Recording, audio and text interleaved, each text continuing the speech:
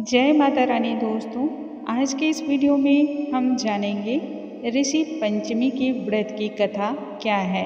इस व्रत को करने वालों को किन किन फलों की प्राप्ति होती है और यह पूजा, यह व्रत की कथा क्यों करनी चाहिए, क्यों यह इतना अधिक फलदायी है। जो भी व्यक्ति, जो भी भक्त नियम पूर्वक पूजन और अर्चना करता है वैसे ही उसे सभी सुखों की प्राप्ति होती है।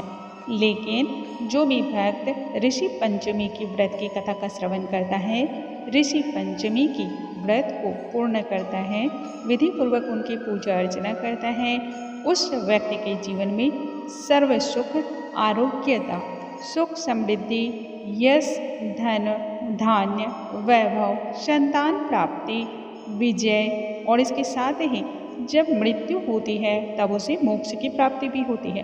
इस व्रत के प्रभाव से और इस कथा को जो भी भक्त सुनते हैं उन्हें सभी तरह के पाप योनियों से मुक्ति मिल जाती है और मृत्यु के बाद स्वर्ग लोक की प्राप्ति होती है।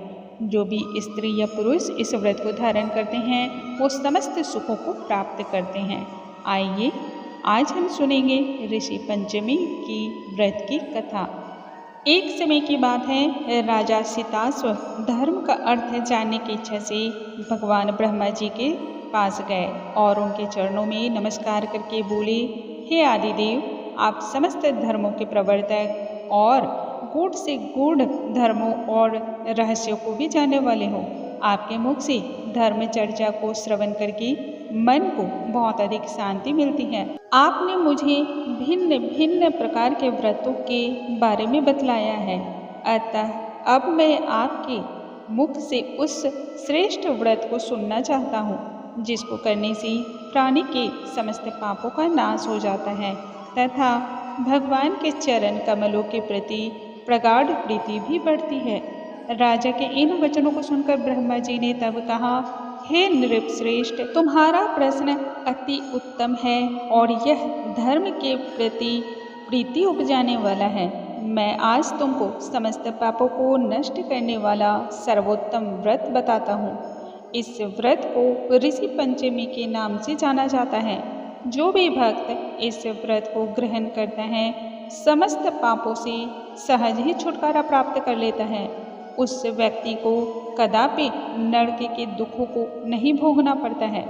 यह व्रत अति प्राचीन है और उस इतिहास को मैं तुम्हारे सम्मुख आज बताता हूँ।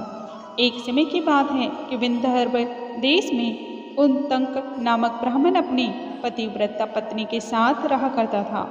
उस ब्राह्मण दंपति के 2 बच्चे थे, एक पुत्र और दूसरा पुत्री।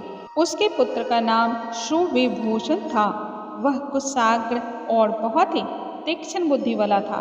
बहुत ही अल्पायु में चारों वेदों का ज्ञान उसने प्राप्त कर लिया। हे राजन, उनतक ने अपनी पत्नी के परामर्श से अपनी पुत्री का विवाह एक सुयोग्य ब्राह्मण कुमार के साथ किया, किंतु भगवान की तो लीला ही कुछ ऐसी थी कि कन्या विवाह के 1 माह पश्चात ही विधवा हो गई। अतः विधवा होने के पश्चात वह कन्या अपने धर्म का पालन करती हुई पिता के यहाँ रहकर ही समय को व्यतीत करने लगी। विधवा कन्या के दुख से दुखी होकर उन तक अपने घर बार को पुत्र को सौंपकर अपनी स्त्री और कन्या के साथ गंगा नदी के तट पर चला गया। वहाँ आश्रम बनाकर छंदों का पठन और पाठन करने लगा। उसके पास कुछ ब्राह्मण भी वेद पढ़ने के लिए आने लगे और वहीं पर रहने लगे। कन्या भी अपने धर्म का पालन करती हुई समय को व्यतीत कर रही थी। वह नित्य प्रति मन लगाकर माता पिता की भरपूर सेवा करती थी। एक दिन सभी कार्यों से जब वह थक हार कर एक शिला पर आराम करने लगी, तभी थकान के कारण उसको अपने शरीर की तनिक भी सुधि न रही। भगवान की गति से जब अर्धरात्रि का समय हुआ तब एकाएक उसके शरीर में कीड़े उत्पन्न हो गए। शिष्यों ने जब उस कन्या के शरीर पर कीड़ों को देखा तब उन्होंने जाकर गुरु पत्नी को संपूर्ण बात बताई। कन्या के शरीर में कीड़े पड़ जाने के बाद सुनकर ब्राह्मणी बहुत ही जोर जोर से विलाप करती हुई उस शिला के पास जा पहुँची जहाँ उसकी कन्या बेसुध पड़ी हुई थी। उसके शरीर पर कीड़ों को रेंगते हुए देखकर अत्यंत ही दुखी हुई और विलाप करते करते वह ब्राह्मणी भी मूर्छा हो गई। जब उसे चेतना आई तो उसने अपनी सोई हुई कन्या को गोद में उठाया और अपने पति उन तक के सामने लाकर रख दिया। कन्या की दशा को देखते हुए ब्राह्मणी ने अपने पति से कहा, हे स्वामी, आप कृपा कर मुझे यह बताइए कि मेरी इस साध्वी कन्या की दुर्दशा कौन से दुष्कर्म के कारण हुई है। ऐसा कौन सा पाप इसने किया है जो इसे इतने कष्ट भोगने पड़ रहे हैं।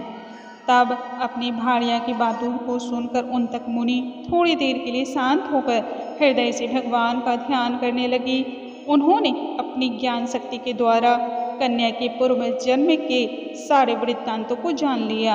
अपने नेत्रों को खोलकर बोले, हे प्रिय से, यह कन्या पहले जन्म में एक ब्राह्मणी थी। उस समय इसने रजस्वला होते हुए भी एक समय घर के घड़े और बर्तनों इत्यादि को छू लिया था।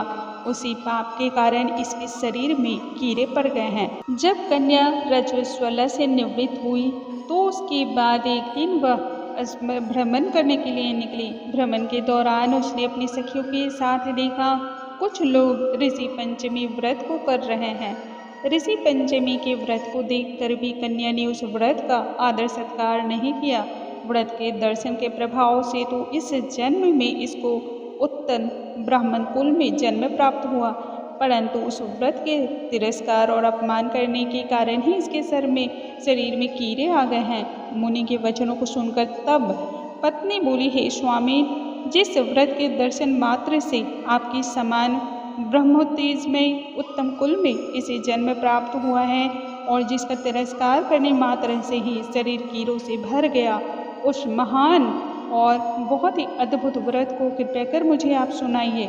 तब उन तक प्रसन्न होकर बोले, हे सुशीले, यह व्रत समस्त व्रतों में उत्तम कहा गया है। इसके प्रभाव से सभी प्रकार के पापों का नाश होता है, फिर वो पाप जाने में हो या फिर अनजाने में। इस व्रत को धारण करने वाले को निश्चय ही दैहिक, भौतिक और दैविक तीनों प्रकार के कष्टों से मुक्ति मिलती है।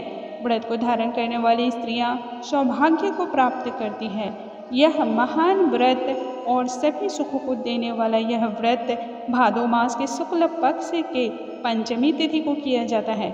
इस व्रत के प्रभाव से उसे अपने पूर्व जन्मों का स्मरण रहता है। तब उन्होंने यह भी बताया कि रजस्वला के प्रथम दिन स्त्री चांडालिनी, दूसरे दिन ब्रह्मघातिनी तथा तीसरे दिन धोबिन के समान अपवित्र मानी जाती है तथा चतुर्थ के दिन स्नान करके शुद्ध होती है।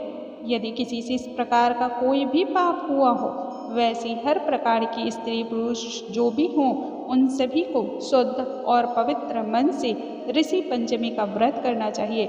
इस व्रत के प्रभाव से सभी दुख दूर हो जाते हैं और आने वाले कई जन्मों में अटल सौभाग्य की प्राप्ति होती है। तब पिता की आज्ञा से पुत्री ने विधि पूर्वक ऋषि पंचमी का व्रत रखा एवं विधि विधान के अनुसार पूजन अर्चन को स्वीकार किया। व्रत के प्रभाव से वह सारे दुखों से मुक्त हो गई और अगले जन्म में उसे अटल सौभाग्य के साथ ही सभी सुखों की प्राप्ति हुई।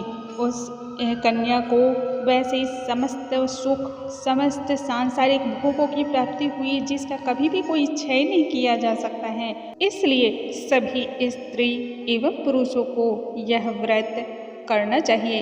इस व्रत को करने वाले को ही इसके गूढ़ रहस्य के बारे में पता होता है। दोस्तों, इस प्रकार से हमें जो भी भक्त ऋषि पंचमी का पूजन करते हैं उन्हें जितने सुखों की प्राप्ति होती है, जिन्हें जितनी पुण्य फलों की प्राप्ति होती है, इस व्रत की कथा को सुनने मात्र से ही सभी प्रकार के सुखों की उसे प्राप्ति होती है। ओम नमो भगवते रुद्राय। समस्त दुखों की सिर्फ एक ही दवा है, ओम नमो भगवते रुद्राय। इस दिन मानसिक रूप से भगवान का ध्यान करें और श्रद्धा भक्ति के साथ पूजन अर्चना को करें। अगले वीडियो में हम फिर से मिलेंगे नई जानकारी के साथ। तब तक के लिए नमस्कार दोस्तों।